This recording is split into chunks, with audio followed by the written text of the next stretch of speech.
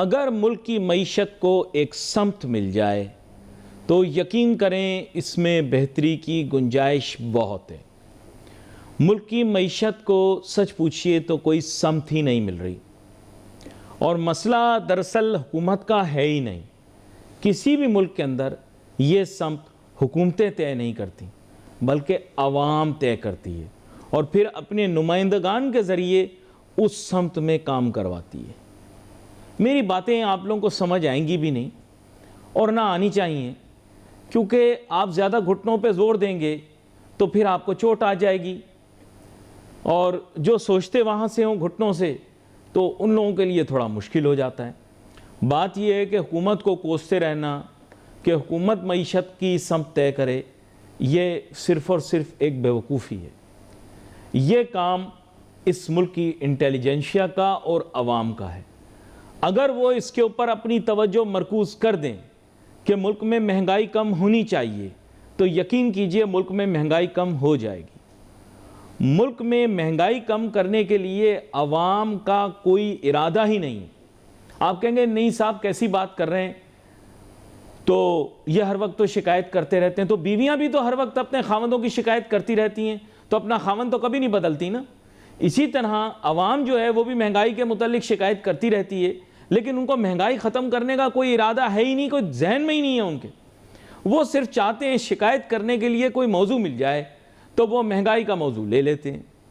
بھائی یہ سب اس چیز کا تعین آپ نے کرنا ہے، جی آپ نے کرنا ہے کہ کیا ملک میں مہنگائی ہونی چاہیے یا نہیں ہونی چاہیے۔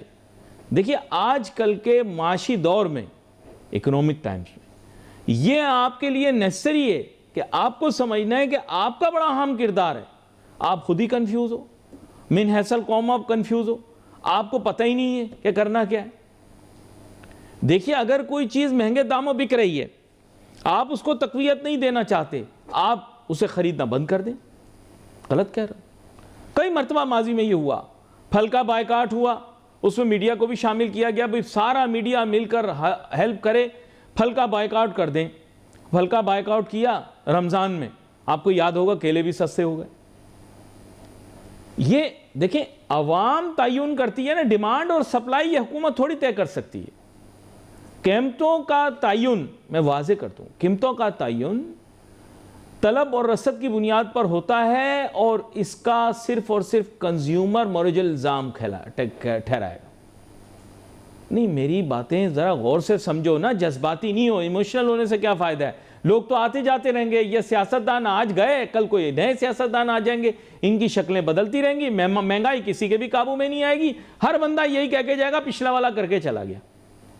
اس آسرے نہیں رہنا، ان لوگوں نے تمہارے بچوں کو نہیں کھلانا بھائی، تم لوگوں نے خود کام کرنا ہے۔ اللہ تعالیٰ بڑا راضی کہ اللہ تعالیٰ ہی کھلا رہا ہے ساری کائنات کو۔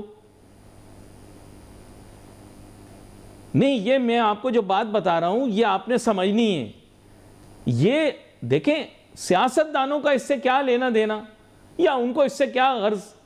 جو وڈیرے جو جاگیردار طبقے کے لوگ ہمارے ملک میں ہیں وہ تو ہر سیاسی جماعت کے ساتھ ہے نا۔ پی ٹی آئی آئے تو ان کے ساتھ بھی وہی آئے تھے، پیپل پارٹی آئی تو وہ بھی ان کے ساتھ ہیں، نون لیگ کے ساتھ بھی وہی لوگ ہیں، سب جاگیردار وڈیرے۔ یہ کوئی بدلیں گے نہیں۔ اگر کل کو کوئی جماعتیں بدل بھی گئی ہیں، عدلی بدلی ہو بھی گئی، تو یہ سب وہی رہیں گے۔ اور جو کوئی جاگیردارانہ نظام کے خلاف کوئی سیاسی جماعت تھی بھی، تو اب اس کی حیثیت یا وقت کیا رہ گئی پاکستان میں؟ کوئی نہیں رہ گئی۔ یہ تمام کے بارے میں بات کر رہا ہوں۔ تو اس کے متعلق دیکھیں آپ لوگ اسی میں کنفیوز رہتے ہیں، تو آپ لوگ اپنی آنکھیں کھولیں۔ مہنگائی بڑھانے میں عوام کا بھی کردار ہے، تاجروں کا بھی کردار ہے، سب کا ہی کردار ہے۔ یہ ایک اجتماعی مسئلہ ہے جس کو حکومت شاید حل نہ کر سکے، کیونکہ ان کے پاس نہ تو وسائل ہیں اور نہ وہ اس سمت میں ابھی اتنا زیادہ سوچ سکتے ہیں۔ یہاں پر میرے ساتھ بہت ہی اہم مہمان شامل گفتگو ہوں گے، جناب عتیق میر صاحب، اور وہ کراچی کی جو چھوٹے تاجروں کی تنظیم ہے اس کے لیڈر بھی ہیں، قائد بھی ہیں، اور اس کے علاوہ بارہا پروگراموں میں آتے بھی ہیں۔ ویلکم کرتا ہوں سر آپ کو شو میں۔ السلام علیکم۔ وعلیکم السلام۔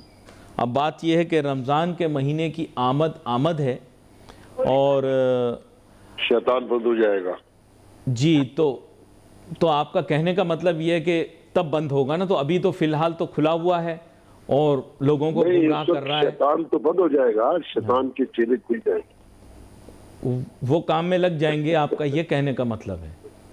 جی ہاں، کہیں آپ کو محسوس نہیں ہوگا انسانوں کے کردار سے کہ شیطان قید میں.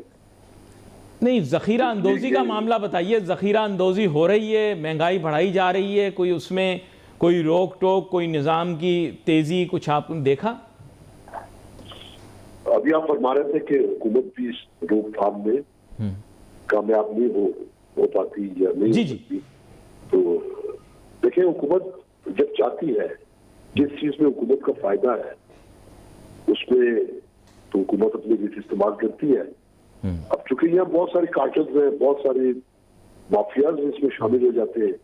رمضان المبارک میں روزہ دار کے تصرف کی ہر چیز اس کو دانستہ طور پر مہنگا کیا جاتا ہے. اور کیوں چھاپے نہیں پڑتے اس وقت مجسٹریٹ بھی موجود ہوتے ہیں. مجسٹریٹ تو دیکھیں نا ایک پاور رکھتے ہیں. آج بھی انہوں نے اتنی پاور استعمال کی کہ آشو سینٹر کی 200 دکانیں سیل کر دی.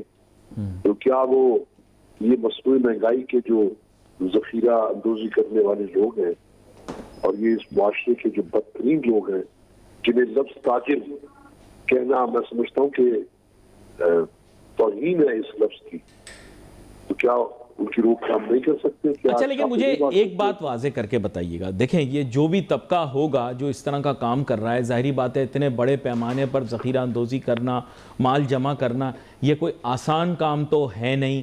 یہ بیسیکلی کسی بڑے سرمایہ دار کا یا سرمایہ دار طبقے کے چند افراد کا کام ہوگا. عام آدمی تو یہ نہیں کر سکتا. اور جیسے آپ نے کہا کہ جب حرکت میں آتے ہیں تو فوراً پکڑ لیتے ہیں، تو ظاہری بات ہے اگر حرکت میں نہیں آ کے پکڑ رہے تو بااثر بھی ہوں گے وہ لوگ. غلط کہہ رہا ہوں کہ صحیح کہہ رہا ہوں؟ نہیں، وہ طاقتور نہیں ہوتے. دیکھیں، جرم کبھی طاقتور نہیں ہو سکتا. اگر جراثیم ڈیٹول پی جائے تو پھر ڈیٹول کس کام کا؟ بات اصل میں جرم قانون پر بالا تر اس وقت ہوتا ہے جب قانون اس کی برائی میں شامل ہو جاتا ہے. تو یہاں میں نے آپ سے عرض کیا نا کہ ان کے بینیفیشریز ہوتے ہیں تمام لوگ جو اس طرح کے وقت میں ان کی ہر خرابی کی روک تھام کے ذمہ دار ہوتے ہیں. پرائز کو چیک کرنے والے، ذخیرہ اندوزی کو روکنے والے، ناجائز منافع کمانے والے جو لوگوں کی ان کی ذمہ دار ہیں، یہ چاہیں تو اپنے ریٹ قائم کر سکتے ہیں لیکن اب بھول جاتے ہیں کہ یہ مہینہ کیا ہے.